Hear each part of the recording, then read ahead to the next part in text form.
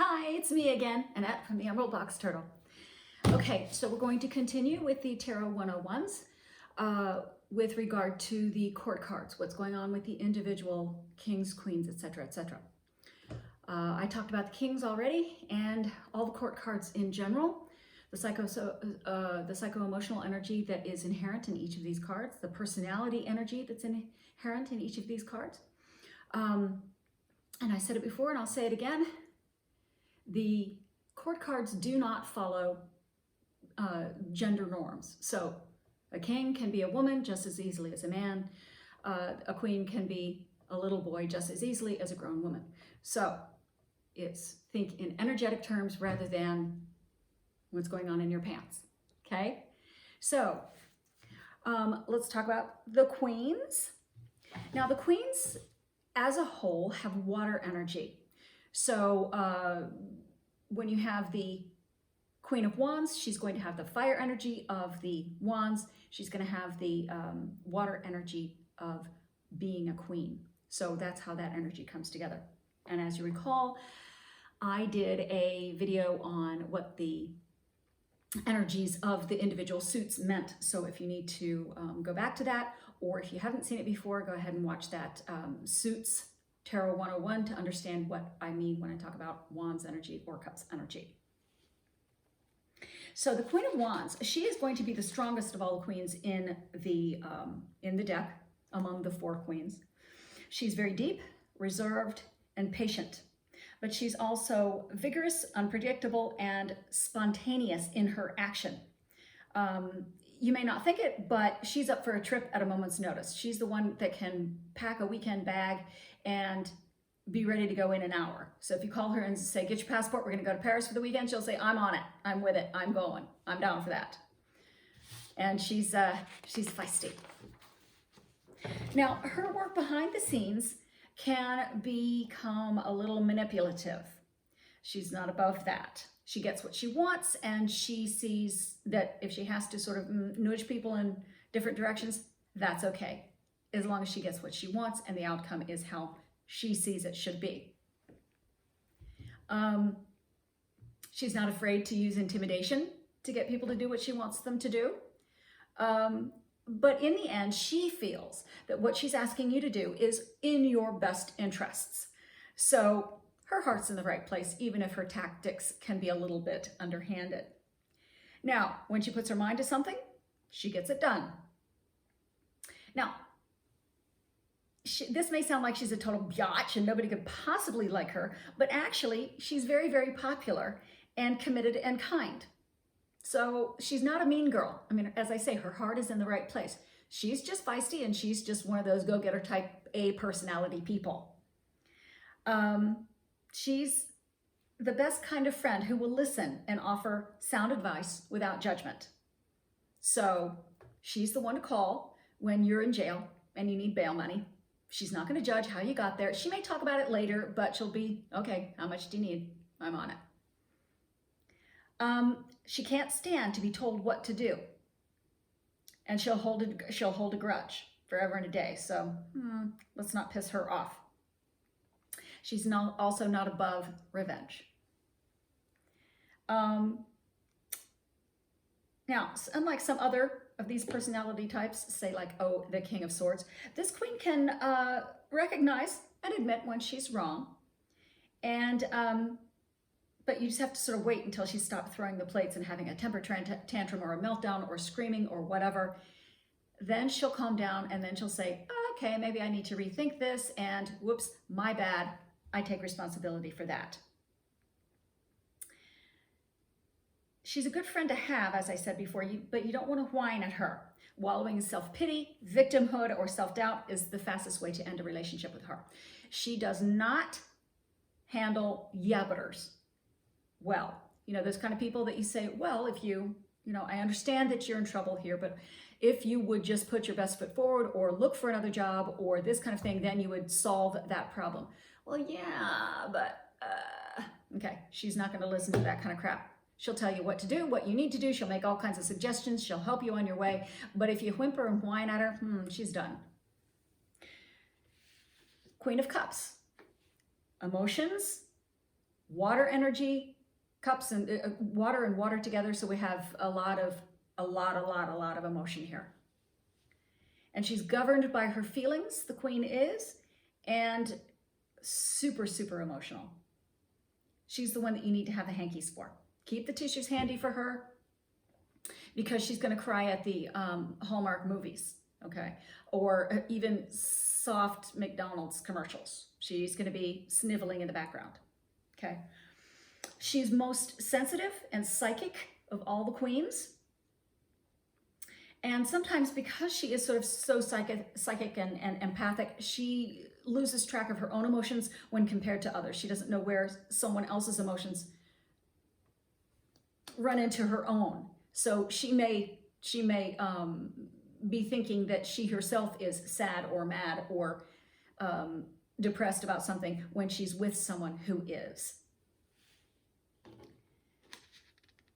She needs protection because she is so kind and sensitive. So having good friends in her corner, protecting her from the, what I call social vampires, the vampires or the emotional vampires who latch onto your neck and suck you dry. The Queen of Hearts really needs protection from that because she'll give until she's dry and can't give anymore, and she's just down and out, and yet she'll still try to give some more after that. Now, this super kindness doesn't mean that she's a useless piece of fluff. She can bring joy to the darkest places and address problems with civility and grace. So she's not just an emotional wreck, okay? When the queens will tell you what to do if you have a problem, the Queen of Cups is the one you go to for the whining. So go to the Queen of Cups, whine to her, get all the tea and sympathy out of the way, then go over to the Wands and get a solution to your problem. Okay, on the downside, all this emotional energy, as lovely as it is, can make her kind of nuts. Okay, we'll just be honest. She can get a little nutty, little nutsy cuckoo, and she'll lose herself worrying so much about others that she no longer takes care of herself. As I say, the Queen of Cups needs a lot of protection. Queen of Swords, counterpart to the King of Swords. Now, she's not going to be as egocentric as the King because she does, in fact, have the water energy in her, so she is going to be having emotions at all, whereas the King of Swords, not quite sure about that. As I say, he can be narcissistic and sociopathic. Not so much the Queen. However, she is still intellectual, analytical, organized, and professional. And one thing she does have, which is really good, is her BS meter is so finely tuned that she's very hard to fool. She can smell a pile a mile away. She's all about truth, and she'll find any hidden motives after just a few words of conversation. So don't try to bullshit her. You have to be honest with her. She'll sniff out the lie somewhere and call you on it and be done with you. She doesn't tolerate any kind of lying to her. So avoid anything shady in the first place because she'll figure it out, and she'll maintain her cool, and but she'll call you on it and then walk away. As I say, she does not suffer fools easily. Now, even in times of intense pressure, she'll maintain her cool and find the best plan of action to go through any tough times. Listen to her because she knows what she's talking about. Okay, she's got the mind. She cuts past all the frantic, oh my God, the ship is going down. She'll lead you to the nearest lifeboat. Now, she has suffered a great deal. She symbolizes deep sadness, loss, widowhood, spinsterhood, divorce, that kind of thing. So she has suffered deeply and painfully. And that's part of the reason that she keeps herself so armored, is that her emotions have been badly wounded. And so, as I say, she may seem rather emotionless and cold, but she's the one that understands emotional pain the most because she's been there, done that, has the t-shirt. And so she may not be passing the tissue box to you the way the Queen of Cups will, but she knows how you feel. Whereas all the queens can be a bit manipulative, the Queen of Swords is best at it. Because as I say, she's got the best bullshit meter. So when she detects bullshitting from other people, she can then turn it back around on you and bullshit the bullshitter with absolute expertise. And she's ruthless at it. When some people think she's being intimidating, no, she's being honest. Absolutely dead on honest, because that's who she is. She's telling the truth, good, bad, and ugly. She will tell you the truth to your face. Yes, those jeans make your ass look fat. So if you come to her with a solution or asking for a solution to a problem that comes from your own bad decisions, she'll probably help you, but she'll let you know that you're an asshole and you're an idiot. And so prepare to eat a lot of humble pie with her. She'll serve it up to you hot and fresh. The Queen of Pentacles. She is earth energy combined with emotional cups energy.